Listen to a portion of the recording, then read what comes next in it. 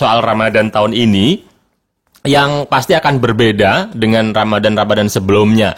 Memang mostly agak bahas dari sisi yang ya kalau mau dibilang extremely itu yang receh-receh, misalnya waduh nggak bisa bukber bersama lagi nih, gitu-gitu kan.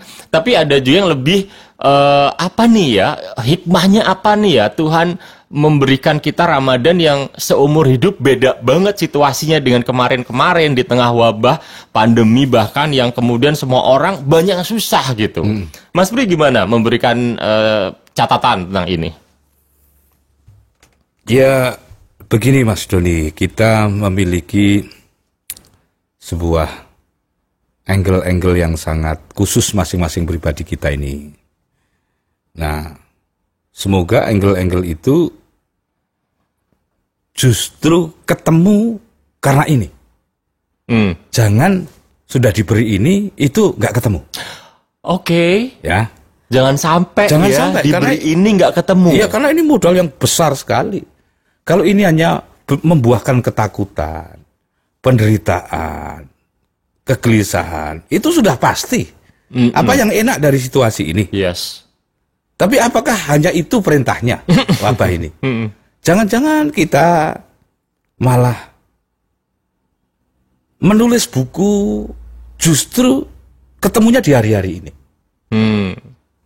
Anda menemukan konsep bisnis, ketemunya di hari-hari ini. Anda menjadi orang yang berilmu justru di hari-hari ini. Yang kemarin Anda, kalau Anda ilmuwan ya, ide Anda blank karena tidak dituntun alam. Ini alam memberi tuntunan. Kalau Anda seorang rohaniwan, ini laboratorium yang besar sekali untuk menemukan deposit rohani yang lebih. Wow. Iya. Karena segalanya tersedia. Jadi kita melihat seluruh nubuat-nubuat yang diamanatkan kepada hampir semua nabi. Itu apa yang paling tampak jelas di sana? Penderitaan. Oke. Apa ada nabi diturunkan ketika keadaan sedang happy itu? Ya. Itu bukan nabi ya, kalau turunkan dalam keadaan happy ya. Ah, itu CEO. CEO saja didatangkan kadang-kadang dalam keadaan yang baik-baik saja, tetapi sekedar untuk membuat lebih baik gitu ya. Menambah omset. Oke. Tapi iya kan? Ya, itu yang datang ketika keadaan lagi happy itu IO. Dan itu baik-baik saja, tetapi skalanya pasti bukan skala kenabian. Lah kalau kita akan membuat perbandingan kerohanian, perbandingan apa lagi yang lebih menggetarkan kalau tidak dengan perbandingan struktur itu? Ya, itu paling paling tinggi lah ya makomnya ya. Peak makom lah. Iya. Nah tapi itu nanti karena memberikan makom yang tinggi, jadi orang agak susah mencapai dan bilang ya itu kan makom tertinggi, Mas Pri, kita mana bisa. Bukan tidak untuk menjadi, bukan untuk tidak menjadi, tetapi untuk sekedar berdekatan saja dengan yang menjadi itu. Oke. Ya, itulah gunanya penziarahan itu. Ya, berhaji itu bukan untuk menjadi nabi. Oh iya. Itu sekedar nabi pernah lewat sini dan kita kayak diberi jalan menuju ke sana. Malah di dalam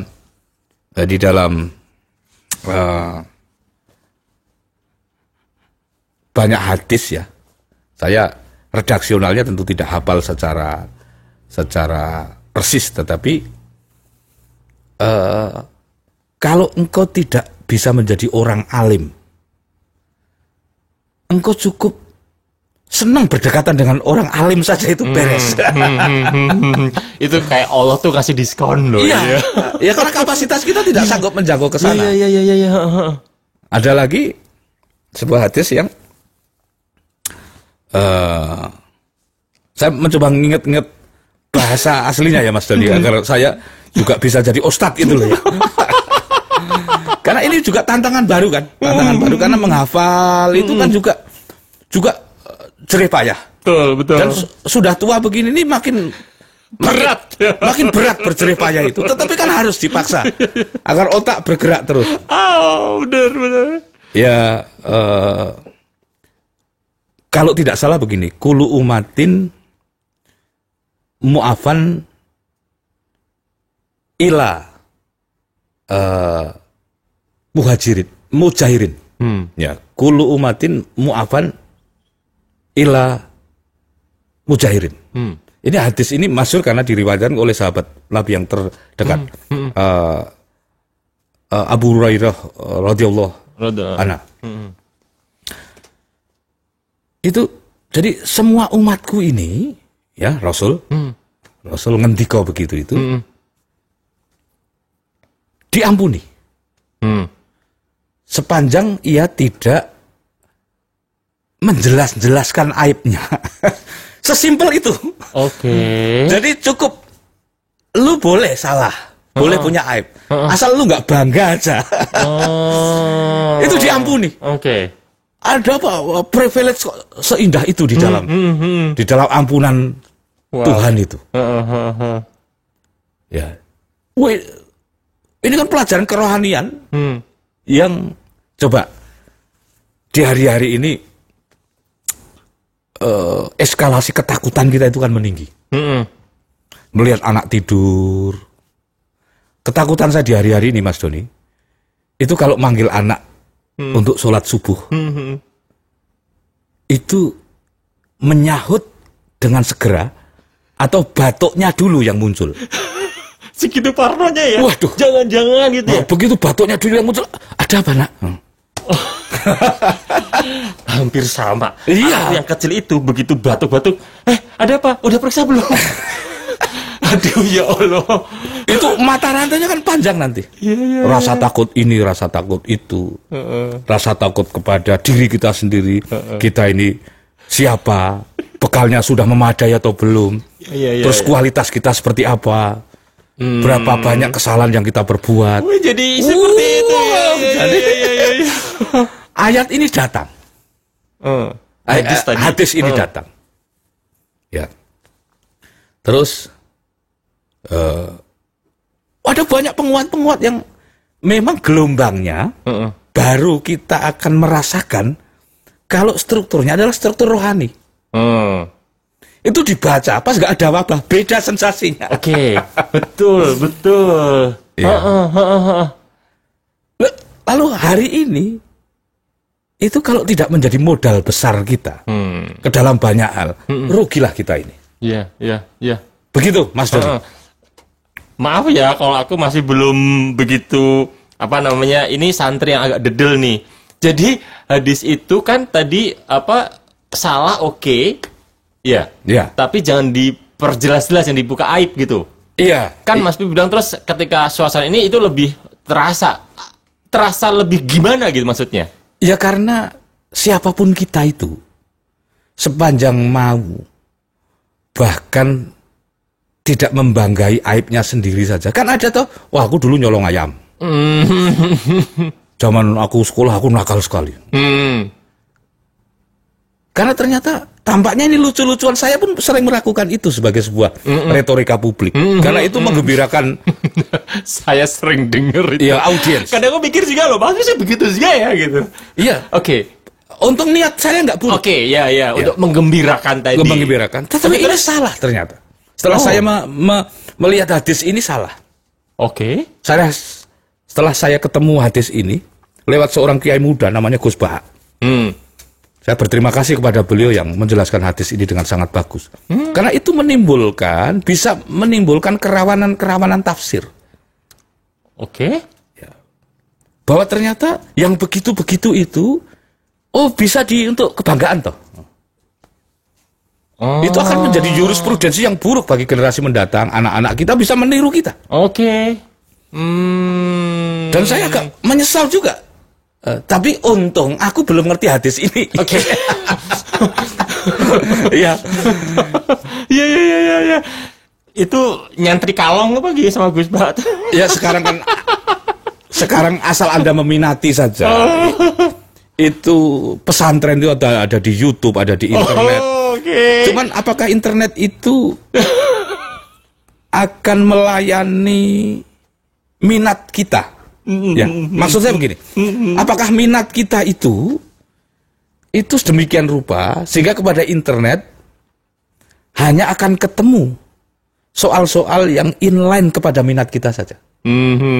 Karena kalau kita tidak mengkhususkan minat, di internet itu Anda akan ketemu apa saja.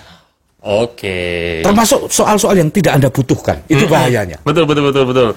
Termasuk tadi ya kita bisa nyantri di situ ya. Kalau kita bermental santri, di internet akan ketemu kiai.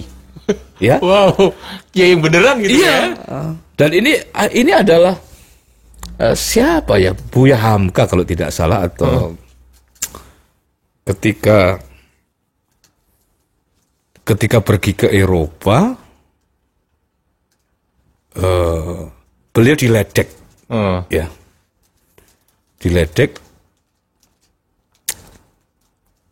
dengan ketika seorang sahabat beliau itu pergi ke negeri-negeri agamis kira-kira gitu lah. Dan Eropa tidak ditafsirkan sebagai negeri agamis. Lalu Buya Hamka itu mendapat ledekan ini, jawabannya mengejutkan.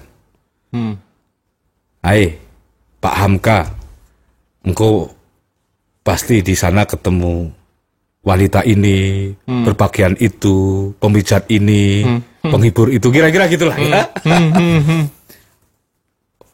Buya Hamka, oh tidak. Aku di sana ketemu banyak orang soleh. Oke. Jadi kemana engkau pergi sebetulnya, engkau akan ketemu apa yang kamu bayangkan. Oh, I see. Wah, ini jawaban ini gegap gempita menurut saya. Iya.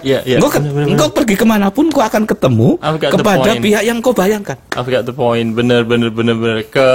Bahkan misalnya kita menuju suatu daerah yang dikenal sebagai daerahnya orang-orang katakanlah para alim ulama semua, ya, bayangan kita nggak ke beliau, bayangan kita kepada hal yang lain yang maaf nggak benar, kita yang ketemu. Ada di sana, disediakan karena memang ada toh. Oke. Selalu ya gimana? Nabi-nabi diturunkan di sebuah keadaan yang pasti kompleks. Tidak hanya calon-calon pengikut yang banyak, calon pembangkangnya banyak sekali. Oke. Ya. Jadi walaupun kita nyantri lewat YouTube gitu nggak apa-apa ya, tetap kita oke ya, walaupun dibilang nyantri kok di YouTube gitu. Itu kan sinismenya. Ya. Segala sesuatu boleh disiniskan sepanjang itu memang sebagai kontrolnya, Mas Don. Oke. Ya, tetapi kalau dulu kan ada generasi anak singkong. Lalu apa salahnya singkong? Iya kan? Sekarang baru ketahuan bahwa singkong top. Tapi sinisme itu seni, jadi ya dalam beberapa ukuran kita mengerti lah maksudnya itu. Baik. Nah, tadi mungkin nyantrinya berantai ya, Mas Pri nyantri sama Gus Bah di YouTube, tadi di share itu Anda mungkin dengerin jadi nyantri juga. Nyantri berantai boleh kan? Iya, karena adab santri itu harus menyebut di mana sumbernya dan harus menganggap pemilik sumber itu guru kita. Wow. Saya bisa tidak menyebut itu, tetapi saya kehilangan adab santri. Dan ilmunya nggak berkah. Nggak berkah. Seolah-olah saya hanya pengen pinter tanpa menyebut sumbernya, biar dikira, wah aku yang menemukan. Wah ini santri gugur kalau adabnya sudah begini. Oke. Santri itu terhadap sandal kiai saja begitu hormatnya. Ya. Wow. Begitu Pak Kiai sudah datang, sandalnya masih ditata. Jadi begitu. Enak jadi kiai ya? Ya, enak jadi kiai ya. Lah, tetapi untuk jadi kiai gitu, bersantrinya maunya itu yang enaknya aja loh kita itu loh. Nggak mau lihat susahnya loh tirakatnya. Oke, jadi Ramadan tahun ini harusnya disikapi dengan kita jadikan sebagai medan gitu ya. Allah siapkan untuk betul-betul kita mendapatkan sesuatu. Kalau sampai diberi yang begini nggak dapat yang diinginkan, sayang-sayang banget.